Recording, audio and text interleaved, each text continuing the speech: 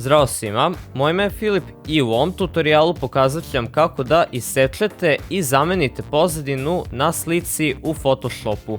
Pa, hajde da krenemo. Za početak potrebno je selektovati deo fotografije koji će vam prebaciti na drugu pozadinu. Da biste to uradili, pritisnite taster L, a nakon toga u padajućem meniju odaberite opciju Polygonal Lasso Tool. Selektujte objekat držeći levi klik miša.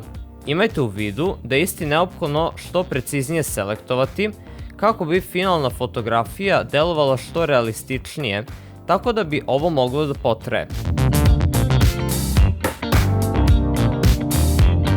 Nakon selektovanja željenog dela fotografije, kliknite na karticu Edit i kopirajte objekat klikom na Copy.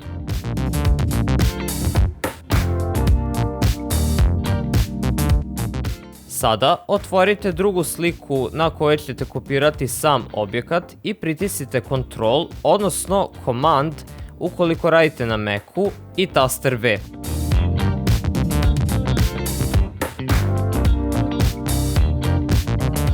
Kada ste to uradili, uspešno ste promenili pozadinu na samoj fotografiji. Međutim, finalna slika ipak neće delovati toliko prirodno kao što biste i očekivali. Zato je potrebno da pritisnete FX taster koji se nalazi u donjem desnom uglu, a nakon toga odabrati Blending Options. Kada vam se otvori novi prozor, na raspolaganju ćete imati veliki broj opcija za stilizovanje lejera, a na vama je da se poigrate sa podešavanjima kako biste došli do željenog rezultata. U mom slučaju dodat ću samo senke odabirom Drop Shadow opcije.